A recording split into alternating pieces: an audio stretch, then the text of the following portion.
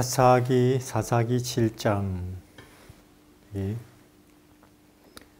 여룹바알이라 하는 기드온과 그를 좇는 모든 백성이 일찍이 일어나 하룻샘 곁에 진쳤고 미디안의 지는 그들 북편이요 또 모레산 앞 골짜기에 있었더라.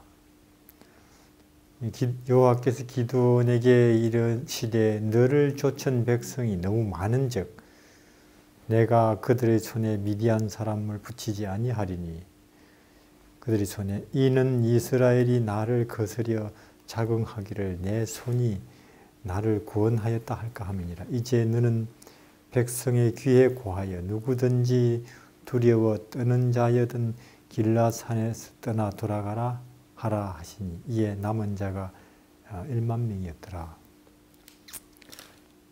이제 기드온이 이제는 블레셋과 이제 나라를 위해서 싸우자고 나팔을 부니까 이제 싸우겠다고 약 한 3만 명쯤 왔어요. 그래서 진을 쳤죠. 보니 블레셋은 숫자는 더 많고 기드온이 걱정이에요. 이 숫자가 이래가지고 되겠나. 근데 하나님께서 너무 많다는 거예요. 그러니까 보니까 이 중에는 참 헌신하고 싶은 마음이 없는데 즉 싸우고 싶은 마음이 없고 겁도 나지만은 내가 안 가면 겁쟁이가 되겠지 하고 눈치나 체면 때문에 참가한 사람이 많은 것 같아요. 믿음이 아니고. 그래서 이제는 돌아갈 핑계, 즉 이런저런 이유로 아직 결혼해서 1년도 안 지났다든지 혹은 내가 아니면 부모 모실 사람이 없다든지 또는 아직 과일나무 심어놓고 첫 열매를 못 땄다든지 또 이런저런 특별한 이유는 없지만 가고 싶은 사람 이제 가라 하니까 10,000명만 남고 다 갔죠. 이 10,000명 남았어요. 이 10,000명은 참말로 싸우고 싶은 사람이죠. 하나님을 위해서, 나라를 위해서. 그런데도 하나님께서 이것도 많다는 거예요. 여기서도 가려내야 된다. 어떻게 해요? 온 종일 더운데 물 안 주고 이제 행군을 시켰죠. 목이 탈 대로 탔을 때에 이제 물가로 데리고 가서 물 먹으라 하니까 9,700명은 목이 탈 대로 탄 말하자면 상황 아니에요. 그냥 물에다가 머리 쳐박고 정신없이 물 마시죠. 근데 그 중에 300명만 왜냐면 지금 그 상황은 위험, 그때의 기습을 당하면 다 죽는 거예요. 300명만 손에 물을 떠서 개처럼 핥으면서 동서남북을 경계하고 보죠. 그래서 이제 기드온 하나님께서 저 300명만 두고 다 보내라고. 그들은 아닙니다. 우리는 참말로 싸우고 싶습니다. 헌신하고 싶습니다. 하나님께서 나도 안다. 너희들이 싸우고 싶어 한다는 것. 그러나 준비가 안 됐다는 거예요. 준비가. 즉 이런 모습으로 오히려 방해된다는 거죠. 싸움터에 혹은 선교지에 하나님의 일에. 우리가 그래요. 이게 마음 중요하지만은 항상 깨어있는 자세로 믿음으로 예수님의 전능을 바라보며 사는 그것은 연습이거든요. 그게 안 돼 있으면 자신도 혹은 선교도 주변도 지탱 못한다는 거죠. 근데 300명만 그 어떤 상황에서도 예수를 말할 수 있고 예수님을 의지할 수 있고 예수님을 주장할 수 있죠. 그런 결국은 우리가 모습으로 우리가 서야 장차 우리에게 사실 블레셋보다 더 무서운 싸움 아니겠어요? 이게 골리앗 혹은 개국 이래로 없던 그 무시무시한 환란이 닥친다고 하는데 뭐 몸만 좀 아프다고 해도 혹은 뭐 내 하는 사업이 좀 잘 안 돼도 혹은 주위에서 좀 뭐 섭섭하게 대하기만 해도 사정없이 흔들려버린 우리 현재 모습은 어렵죠. 그래서 참 예수님의 오른쪽에서 빨리 우리가 습관이 돼야 되는데요. 그런 대표적인 사람이 지금 우리가 지금 대하고 있는 다니엘이죠. 세월이 가도 다니엘은 변함이 없어요. 총리가 돼도 혹은 어려움을 당해도. 왜냐? 변함없는 하나님을 믿고 있으니까. 변함없는 하나님을. 회전하는 그림자도 없으시죠, 우리 하나님은. 그런 하나님을 상대하고 있으니까 이런 삶의 모습이 나오죠. 여기에 다니엘서 6장 다리오가 자기 심은대로 방백 120명을 세워 전국을 통치하게 하고 또 그들 위에 총리 셋을 두었으니 다니엘이 그 중에 하나이라. 이는 방백들로 총리에게 자기의 직무를 보고하게 하여 왕에게 손해가 없게 하려 함이었더라. 다니엘의 마음이 민첩하여 총리들과 방백들 위에 뛰어나므로 왕이 그를 세워 전국을 다스리게 하고자 한지라. 이에 총리들과 방백들이 국사에 대하여 다니엘을 고소할 틈을 얻고자 하였으나, 근데 보면은 이제 바벨론 시대가 지나갔고 나라는 바뀌어서 페르시아. 근데 보니까 보통 한 나라가 망하면 그 나라에 속해 있던 뭐 관리들 혹은 핵심 인물들 다 함께 망하는 거거든요. 끝나는 거거든요. 근데 여기 다니엘이라는 이 인물은 한 시대는 끝나도 여전히 이 사람은 별로 빛나고 있는 거예요. 생명으로. 좀 하나님께서 과연 그 하나님을 변함없이 의지하는 사람은 그 꺼지지 않는 그 빛이 물러가지 않는 별이 되게 하시는 게 맞는 거죠. 나이에 관계없이, 시대에 관계없이. 충성의 결과죠. 변함없이 하나님을. 근데 이제 페르시아 아마 전역에서도 이 다니엘이라고 하는 인물의 성실성, 또 그의 정직함, 인품, 신앙, 그 주변 국가들이 다 알려졌던가 봐요. 그래서 아마 페르시아가 바벨론을 점령할 그때도 그분은 해치지 말고 제대로 대접하라고 아마 명령이 떨어졌던가 봐요.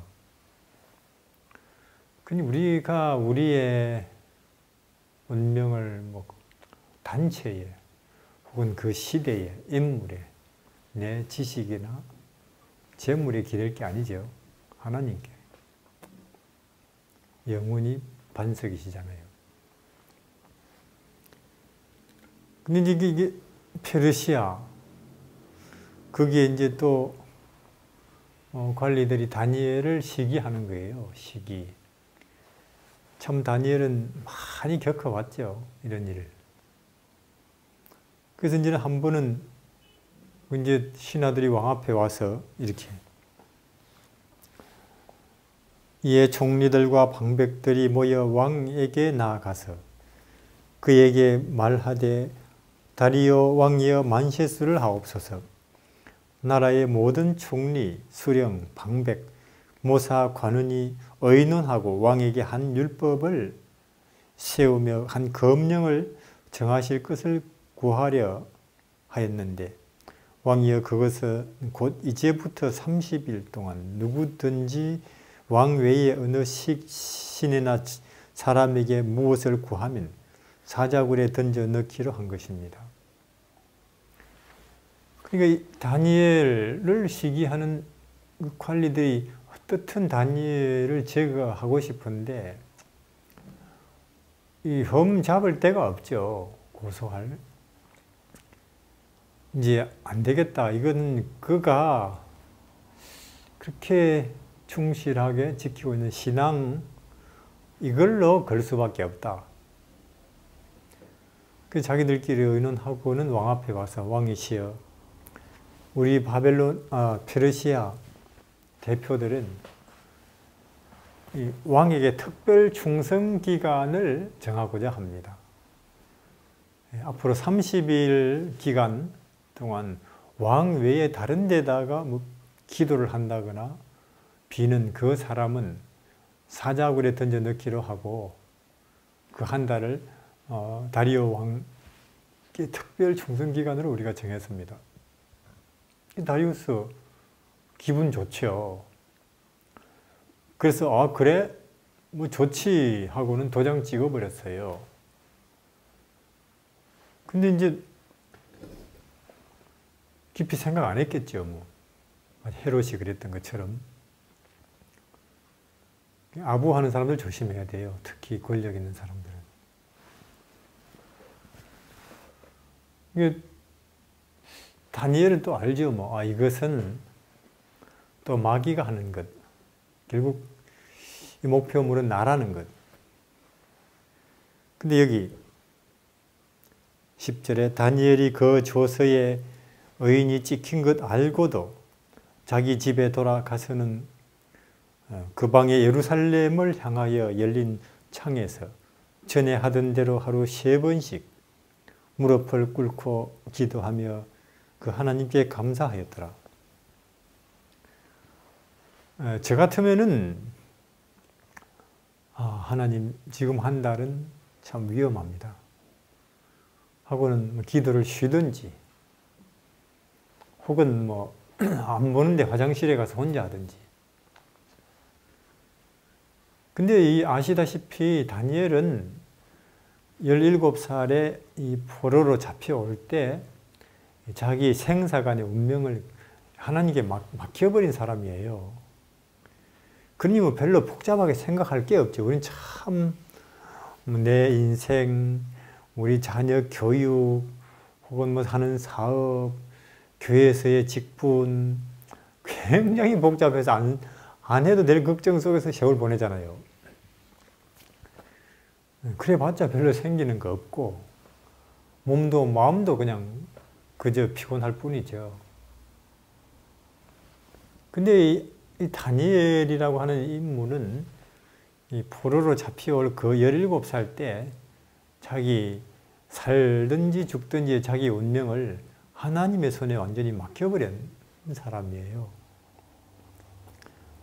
그래서 보란듯이 여전히 그 자리에서 문 열고 예루살렘을 향한 기도를 하는 거죠. 아마 그 기도 내용이 모르긴 해도 거의 70년이 찼거든요. 포로 생활.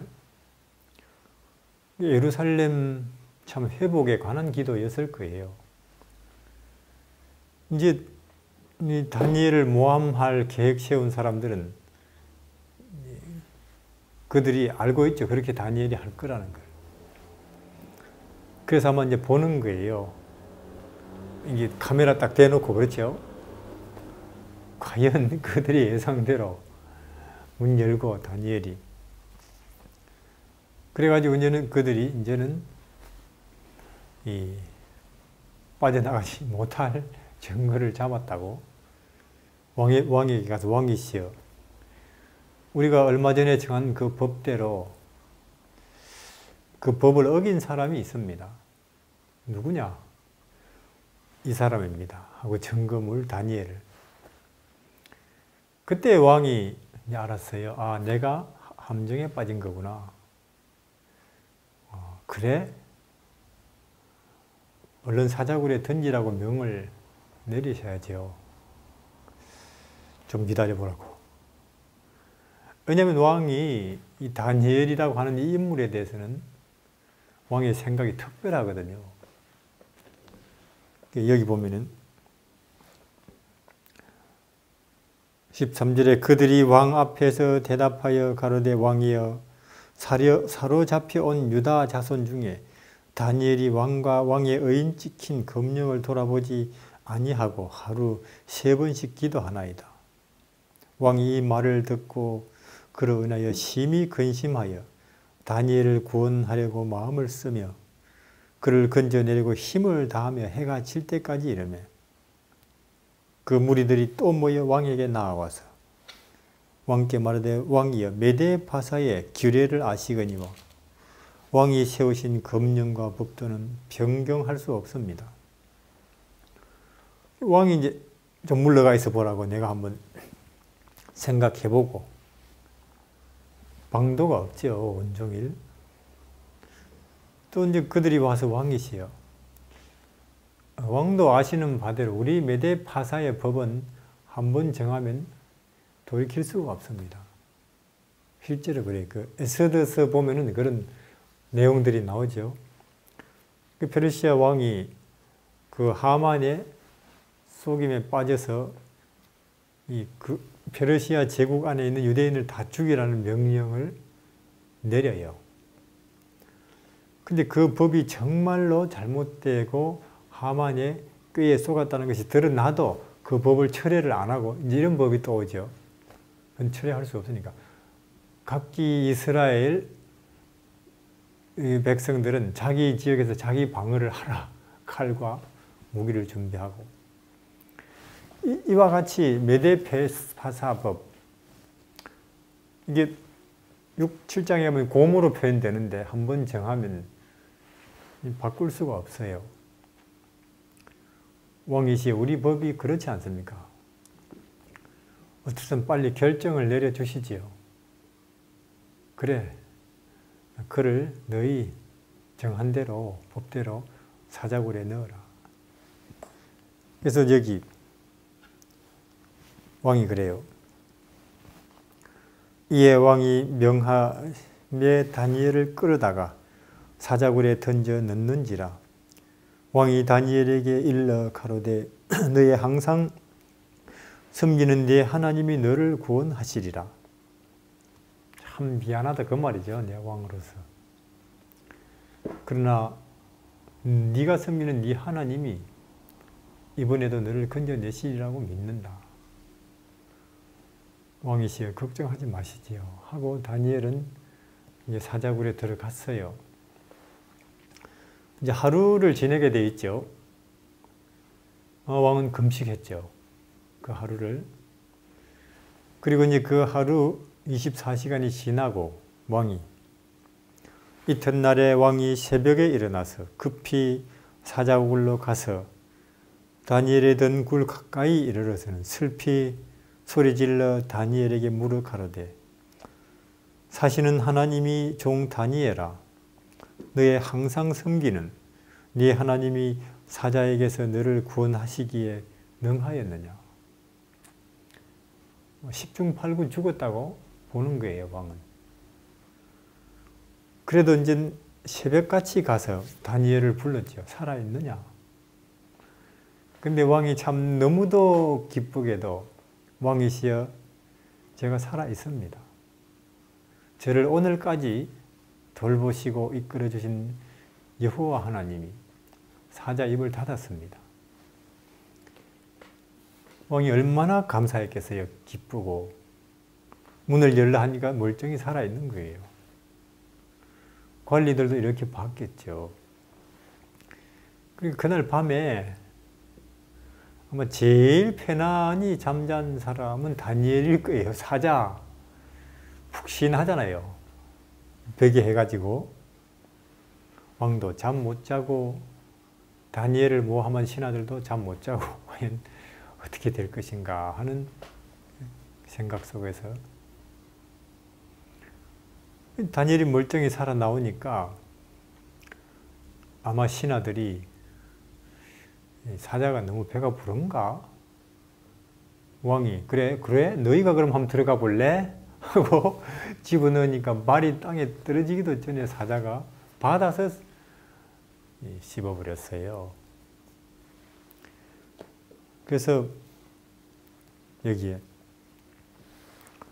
내가 이제 조서를 내리노라. 다리우스가 이 일에 아주 감동을 받은 사람이죠. 내 나라 관할 아래에 있는 사람들은 다 다니엘의 하나님을 떨며 두려워할지니 그는 사실은 하나님이시요 영원히 변치 않으실 자시며 그 나라는 망하지 아니할 것이요 그 권세는 무궁할 것이며 그는 구원도 하시며 건져내시기도 하시며 하늘에서든지 그 땅에서든지 이적과 기사를 행하시는 자로서 다니엘을 구원하여 사자의 입에서 벗어나게 하셨음이니라 하였더라. 이 다니엘이 다리오 왕의 시대와 바사 사람 고레스 왕의 시대에 형통하였더라. 그래서 예수님이 하신 말씀 그대로 살고자 하는 자가 오히려 잘 되고 싶고 뛰어나고 싶고 혹은 많이 가지고 싶고 인정받고 싶고 내 만족을 채우고 싶어 하는 그런 사람이 늘 초조하고 걱정, 안달, 평안이 없죠. 그런데 하나님께 운명을 맡기고 죽으면 죽지 하는 그런 사람의 길에는 그게 시온의 대로라고 하잖아요. 장애물이 있을 수가 없어요. 포로 생활 혹은 기타 시대가 바뀌고 경제 무너지고 혹은 여러 정치적 상황이 바뀌어도 그런 사람의 길에는 걸림이 없죠. 시편 84편에 있는 말씀대로 읽어볼까요? 84편 만군의 여호와여 주의 장막이 어찌 그리 사랑스러운지요. 내 영혼에 여호와의 공정을 사모하며 쇠약하며 내 영혼이 여호와의 공정을 사모하여 쇠약하며 내 마음과 육체가 생존하는 하나님께 부르짖나이다.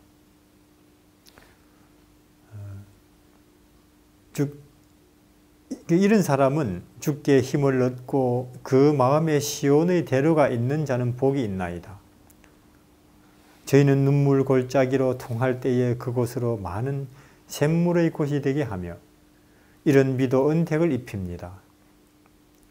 저희는 힘을 얻고 더 얻어 나아가서 시온에서 하나님 앞에 각기 나타나리이다. 이런 비 성령 늦은 비를 받으려면은 이런 비를 받아야 돼요. 하지만은 예수님께 운명을 맡기면은 이런 비든 늦은 비든 때를 따라서 그 사람에게 임해서 그 사람을 감사하게 하고 생존하게 하고 하나님의 영광을 드러내게 하고 또 온 세상에 하나님의 능력으로 예수님의 재림을 선포하게 하죠. 그래서 이제는 우리 계획이나 혹은 내 판단 접고 하나님께 운명을 맡기고 사시기를 바랍니다.